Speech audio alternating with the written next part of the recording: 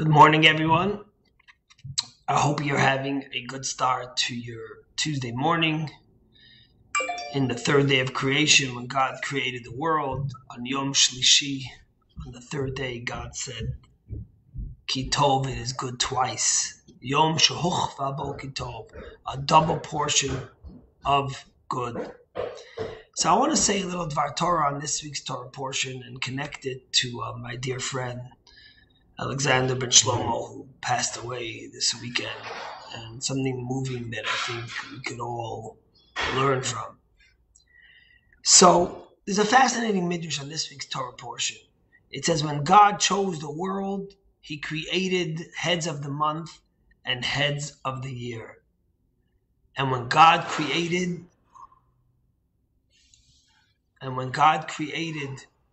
chose the Jewish people, he chose the head of the month of redemption.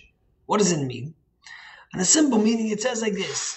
When God created the world, he made the head of the year, which is Rosh Hashanah, and he made the head of the month, which is every single month we have Rosh Chodesh, the beginning of the month.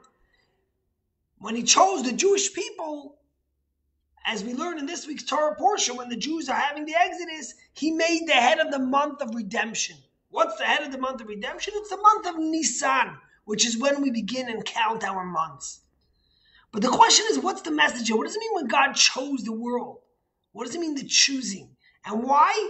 What's the difference between regular months and months of redemption? An ordinary person sees this and just passes by this Midrash. But there's always a reason and a detail to everything. And the Lubavitcher Rebbe, of blessed memory, who this Shabbos, on Saturday, we celebrate 70 years since he took on the leadership of the Chabad movement. In the 1960s, said a beautiful message of this to a bunch of young teenage girls. And I think that this is an important lesson for all of us and something that we could take solace in the passing of our dear friend, Alex Goldfarb. You know, Aristotle once said, who's the best teacher? Who kills all of his students? And the answer, of course, is it's time. There is no teacher like time. What we learn through time and aging is unparalleled by any lesson, degree, or teacher. The experience of life is the greatest teacher. The saying goes, when a man with money meets a man with experience, the man with experience ends up with the money. And the man with the money ends up with an experience. And yet, time kills us all. The clock stops for nobody. You may be sleeping, sipping a coffee, surfing the web, or reading the newspaper. The clock is ticking away. How do we deal with this merciless reality of time? And there are three ways, suggests the Midrash. There are the three types of time, or the three ways to deal with the reality of time. There's depressing time, there's productive time, and there is sacred time. For some, time is just an endless flow. It's just a shapeless blob. You get a random stream which never ceases. A day comes and a day goes. And then yet another day comes and goes. Each day is exactly the same as the day before. And they add up to nothing. Sometimes you watch people who allow their days, their weeks, their months, and years to pass without expectations. There's no goals, ambitions, schedules, or structures. Time is meaningless. Every day is an invitation to squander yet another 24 hours until it too will bite the dust. If it's the boredom gets to you, if you get bored, what do? Oh, you'll go shopping, you go onto Amazon, you watch some TV, you binge on Netflix, you eat, you sleep, or any other form of things which could keep your mind off the void of nothing happening. This is time that's devoid of any theme. Time as it is on its own, without any human initiative or creativity. The way time is in its own, without any human intervention, is indeed, it's shapeless, it's formless. One set of 24 hours is indistinguishable from any other set of 24 hours. Comes the Midrash and says that when God chose this world, in order for this world to be a place that was chosen, that could have meaning, he created heads of months and heads of years. For the world to be a chosen place, a desirable habitat, a place where God could dwell, a place worth living for a human being, there must be some purpose and dignity. Every day ought to have a productive objective. Every month, a meaningful goal. Every year, a dynamic rhythm. The world God chose and desired was one in which humanity learns to confer meaning on time, to utilize it for constructive and beneficial endeavors.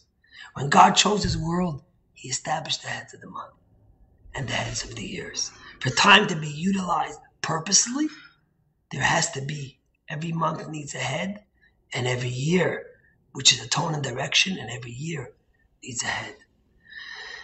But there's something else. You can live a productive life and view your days with objective to be met, your month with goals to be achieved, and your years with heights to be reached. But yet, your time is being used in a meaningful way. Your life has rhythm, but you can't get yourself out of the shackles of the finite and fragile world we live in. At the end of the day, as meaningful as your life is, as goals as you have, there comes a time when we're finite. We're living in a body, and we're all going to expire, and we're all going to have a time that finishes. Comes along the Midrash and says, there's another dimension. Besides there being depressive time, which means nothing, and besides there being time, which is purposeful, God gave the Jewish people, when he introduced them to history, he established the head of the month of redemption. God gave us the ability to liberate and redeem ourselves from our normal, moral, finite, and earthly experience. He allowed us not just to be productive with our time, but to confer upon each moment transcendence, to grant it the resonance of eternity, to liberate it and ourselves from the shackles of earthly reality. God says, when I chose the Jewish people, I gave them that moment that confers meaning, purpose, that's beyond the restrictive time. As Aristotle said, time is the greatest teacher, but it kills you. God allowed us to elevate from that, to infuse our moments with a purpose and a meaning of spirituality, of holiness.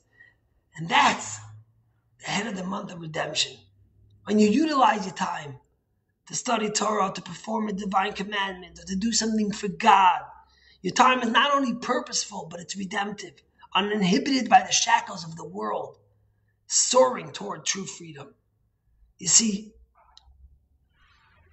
there's depressing time, there's purposeful time, and there's spiritual time and redemptive time. And that's the gift that God gave Jewish people. When I think about our friend Alex, I think about a man who was able to rise to that perspective of having every moment be redemptive. Whenever I found Alex, I would go to shul, give a class. Then you want to go home, you want to relax, you want to sip a tea, drink a glass of wine, you want to chill. You want to just let loose and relax. But every time I saw Alex, there was a purpose and a meaning of higher calling to his life. If it was in the moment he was his exodus of the former Soviet Union, when he found freedom, he used that freedom to choose every moment in every life. If it was during Corona and COVID, when we all hunkered down and he ran to New York, to Ground Zero in Queens, to a hospital, to sleep on the floor for a month so he could take care of patients. If it was when he went climbing in mountains, Alex felt that when he climbed those mountains, he was closer to God. He felt spiritual. If you saw those pictures I shared, every time he was on the peak of those mountains, he was wrapping tefillin. He was davening. You see some of his friends shared pictures of all of them at their camps, and everyone's sitting in their coats and in their backpacks, and Alex with the talis and tefillin. In fact, even this season, when he went climbing in Pakistan, you see the picture he took in a Muslim country that's not so safe for Jews. And you watch him in the pictures and he's wearing his yarmulke and his tzitzis. Everything had purpose. Every moment had meaning. He knew that his days were numbered and he lived them to the fullest. Not just to the fullest of purpose in the sense that he accomplished things, that he mowed the lawn, that he fixed things in his house, that he healed people, but in a sense of purpose to make this world a better place, to show people that there's care, that there's love, there's spirituality. If it was running 30 kilometers with his tzitzis and his yarmulke, he loved keeping Shabbos. So when I think about his time was not depressing time. It wasn't even purposeful time. It was spiritual time. But for those who are missing him, for his children, that's solace, that's comfort, but it's still hard because they won't see him again. And I think in Hebrew we say, the Rebbe always spoke about this, that those who see someone pass and see something tragic, those who are living have to take it to heart, have to take it to life, have to learn a lesson, have to become better, have to become different, have to be infused with more meaning. And I think for all of us, we have to learn to live a purposeful life that's infused with spirituality.